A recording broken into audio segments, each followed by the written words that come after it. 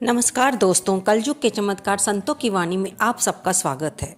दोस्तों, कुछ समय पहले हमने श्रीमद् भगवद गीता के 18 अध्याय आपके सामने प्रस्तुत किए थे। आपको उनकी चर्चा सुनाई थी जो भगवान श्री कृष्ण ने अर्जुन को उसका आत्मविश्वास वापस लाने के लिए उसे ज्ञान दिया था। कर्म योग, ज्ञान योग और भक्ति योग से जुड़ा हुआ। हमने आपको उनके महात्म्य के बारे में भी सुनाया कि गीता का एक एक अध्याय अदम से अदम प्राणी को भी, पशुओं पक्षियों को भी मुक्ति दिलाने में सक्षम है।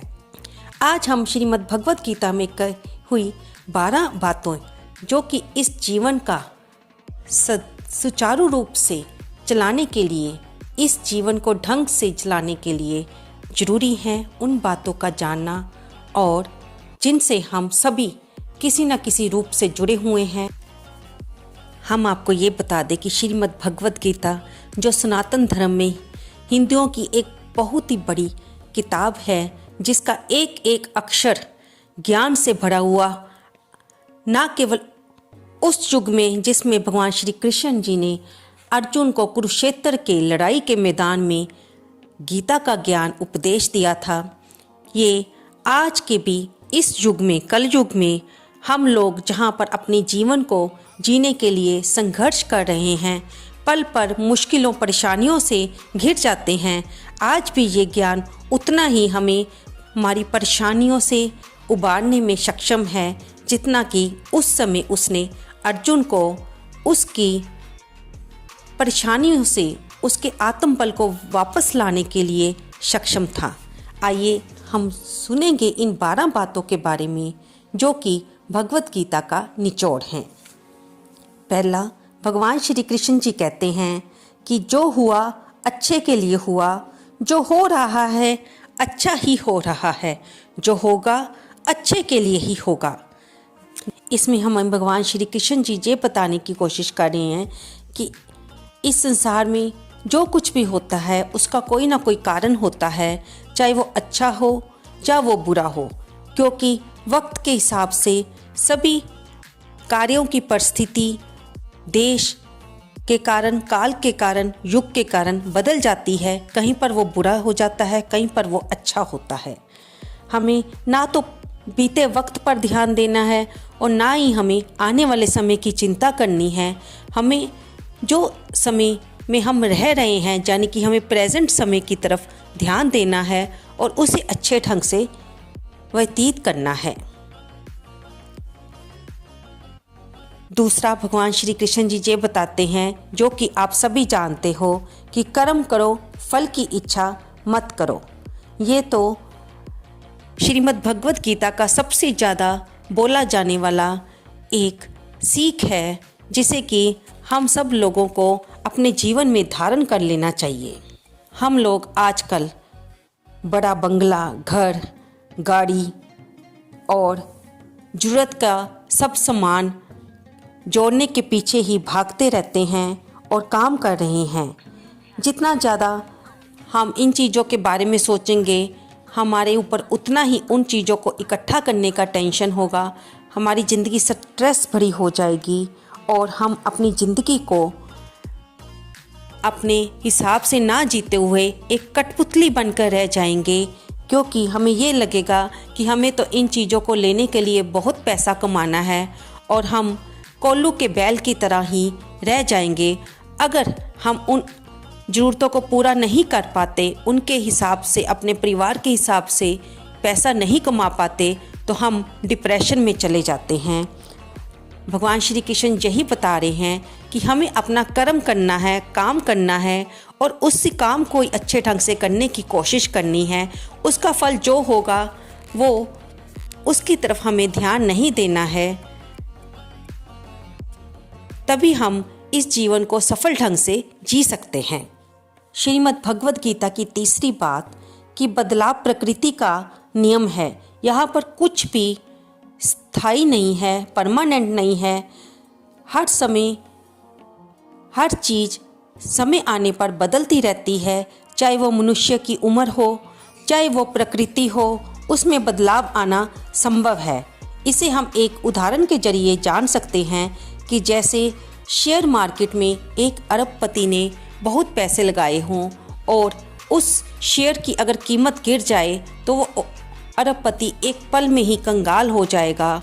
और अगर हम इसे दूसरी तरह से समझें कि अगर किसी गरीब ने लॉटरी ली है और उसकी लॉटरी निकल आती है तो वह अपनी गरीबीपन से ऊपर उठ सकता है और अमीर बन सकता है। जिस प्रकार दिन के बाद रात आती है और रात के बाद दिन आता है, गर्मी के बाद बरसात आती है और बरसात के बाद फिर सर्दी की ऋतु आती है, वैसे ही दुनिया में हर चीज़ समय आने पर बदलती रहती है। इसलिए किसी को भी पैसे का घमंड नहीं करना चाहिए, क्योंकि पैसे पर घमंड पल भर में समय आने पर गायब भी हो सकता है।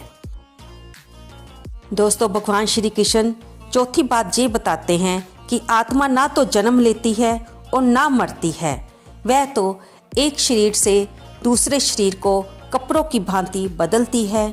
जब एक देह से छूटती है तो वह दूसरी देह में अपने कर्मों के अनुसार उस देह के अंदर प्रवेश कर जाती है। इसलिए हमें डरना नहीं चाहिए। मृत्यु तो सबको आनी है और वह मृत्यु सिर्फ हमें एक देह से दूसरी देह बदलने का ही संकेत होती है।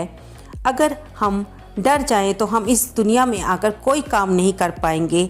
इसलिए हमें मौत से डरना नहीं चाहिए। अपने मन से मौत का डर हमें निकालना पड़ेगा और ये ज्ञान हमें कोई गुरु ही दे सकता है। इसलिए हमें श्रीमद् भगवद गीता के ज्ञान को जानने के लिए एक काबिल गुरु की शरण लेनी चाहिए। दोस्तों, फिर आती है पांचवी बात कि हम खाली हाथ ही इस दुनिया में आए हैं और खाली हाथ ही जाएंगे। यानी हम इस संसार में आकर कई चीज़ों के मोह में जब फंस जाते हैं तो उन चीज़ों को पाने के लिए कई बार हम गलत कर्म भी कर बैठते हैं। हमें चीज़ों का मोह नहीं रखना है। हमें इस बात को समझना है कि हम इस दुनिया से कुछ नहीं ले जा सकते। हमें केवल यहाँ आकर अपने जीवन को सही ढंग से जीना है, अच्छे कर्म करने हैं। और कुछ चीज़ों से जब हम जुड़ाव ले लेते हैं तो हम उनके मोह में फंस जाते हैं। हमें इस जीवन को जीते हुए किसी भी चीज़ में आसक्ति नहीं रखनी है। सिकंदर भी अपनी मौत के समय जाते हुए कह गया था कि उसने इतना जुल्म किया, इतना धन इकट्ठा किया, लेकिन मौत के समय वह कुछ भी अपने साथ ना ले जा सका। उसने अपने खाली हाथ कब्र के बाहर रखे, दुनिया को ये संदेश पहुंचाने के लिए कि हम इस दुनिया में खाली हाथ आए हैं और खाली हाथ ही जाएंगे। अब हम जानेंगे श्रीमद् भगवद गीता में कही गई छठी बात के बारे में। वासना, गुस्सा और लालच खुद की बर्बादी के दरवाजे हैं। काम और क्रोध से कभी किसी का भला नहीं होता। दोस्तों, जब हम गुस्सा करते हैं तो हम अपना भी शरीर को खराब करते हैं और दूसरे के मन को भी खराब करते हैं। और लालच से हम किसी चीज़ को प्राप्त नहीं कर पाते, बल्कि हम लोभ में फंसकर कई बार बुरा कर्म कर बैठते हैं और हमें उसका भुगतान करना पड़ता है। तो उससे हम अधोगति में भी जा सकते हैं। अब जानते हैं सातवीं बात के बारे में। इंसान अपने विश्वास से बनता है, जैसा वह भरोसा करता है वैसा ही बनता है। दोस्तों, ये बात के बारे में तो आप सभी को पता ही है कि हम जो चीज़ को समझते हैं हम वैसे ही बन जाते हैं। हम जिस चीज़ में विश्वास करते हैं, अगर हम ये सोचते हैं कि हम एक खुशहाल भरी ज़िंदगी जी रहे हैं तो हम खुश रहते हैं। लेकिन अगर हम अपने आप को उदास मानते हैं तो हम सारा दिन उदास मन में ही रहते हैं। अगर हम ये सोचें कि मैं आज की मीटिंग में बहुत बढ़िया प्रेजेंटेशन दूंगा तो ऐसा ही होगा। लेकिन अगर हम अपने मन में घबराहट रखें और ये सोचें कि मैं इस मीटिंग में पास नहीं हो सकता, मैं इस परीक्षा के लिए तैयार नहीं हूँ, तो अवश्य ही कोई ना कोई गड़बड़ हो जाएगी। कहने का भाव ये है कि हमें अगर इस जीवन को सही ढंग से जीना है तो हमें अपनी सोच को सकारात्मक रखना होगा और अपने में नकारात्मक विचारों का प्रवेश ना होने दें। आठवीं बात, हमें थोड़ी देर मेडिटेशन ज़रूर करनी चाहिए। जब कोई इंसान मेडिटेशन में महारत हासिल कर लेता है तो वह गंभीर से गंभीर परिस्थिति को भी बड़ी आसानी से संभाल जाता है और उसमें स्टेबल रहता है। वह अपने आप को डगमगाने नहीं देता। कुछ लोगों को मेडिटेशन बहुत बोरिंग लगती है कि आंखें बंद करके चौंकड़ी मारकर बैठ जाओ, और उन्हें लगता है कि हम ऐसा नहीं कर सकते। लेकिन आज की इस भागदौड़ वाली ज़िंदगी में अगर हम गीता के इस अध्याय को, ये निचोड़ को समझें कि अगर हम कुछ देर भी आंखें बंद करके अपने मन को शांत करके अपने आप के समीप होकर बैठते हैं तो हमें उससे अपने आप को भी शांति मिलती है और अपनी मुश्किल से मुश्किल परिस्थितियों को भी संभालने में मेडिटेशन सहायक होती है और हम अपने आप को परमात्मा के समीप पाते हैं। अब आती है 9वीं बात की बारी।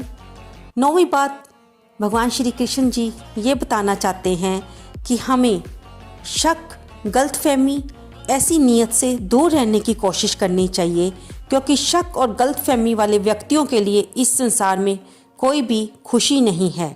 उनके लिए ना कोई और दुनिया है और ना ही कोई खुशी है। क्यों? क्योंकि वे अपने शक से अपने भरे पूरे परिवार को भी बर्बाद करने की ताकत रखते हैं। उनका एक फैसला इस अपने ही उनकी ज़िंदगी को बर्बाद कर देता है, क्योंकि शक पे कभी भी परिवार नहीं बच सकते। ना कोई परिवार बच सकता है, ना कोई दोस्ती का रिश्ता बच सकता है। हम जितना मर्जी किसी को प्यार करते हों, लेकिन अगर उसमें शक या कोई गलतफहमी की दीवार आ जाए तो वो रिश्ता टूटने में पल भर की भी देरी नहीं लगती और वो आगे स्थायी रूप से नहीं चल सकता। इसलिए हमें अपने मन में, अपने रिश्तों के बीच में शक की दीवार नहीं पैदा करनी चाहिए, क्योंकि इससे रिश्ते चाहे वो परिवार संबंधी हो या दोस्ती का, खराब हो जाते हैं। आइए अब जानें 10वीं बात के बारे में। एक इंसान अपने मन की शक्ति से ऊपर उठ सकता है और ऐसे ही नीचे भी गिर सकता है, क्योंकि हर इंसान अपना ही दोस्त और अपना ही दुश्मन होता है। दोस्तों, ये बात बिल्कुल सच्ची है अगर हम इसे इस ढंग से समझें कि अगर आपको कोई परेशानी है तो आपके पास ही उसका हल होगा। अगर आप अपने 10 दोस्तों से उस परेशानी को बताएंगे और उसका हल पूछेंगे तो वे अपने अपने विचार से आपको 10 तरह के जवाब देंगे और उसमें आप फंस जाएंगे ये समझने में कि कौन सी बात को आप अपनाएं और उस परेशानी से निकल सकें। इससे बेहतर ये होगा कि आप कुछ समय शांत बैठकर अपनी परेशानी के बारे में सोचें और उसका उत्तर खोजने की कोशिश करें। आपको अपने अंदर से ही उसका जवाब मिल जाएगा, क्योंकि आपकी परेशानी को आपसे ज़्यादा कोई भी अच्छे ढंग से नहीं समझ सकता। इसलिए आप अपने पर भरोसा रखें। अब आती है 11वीं बात।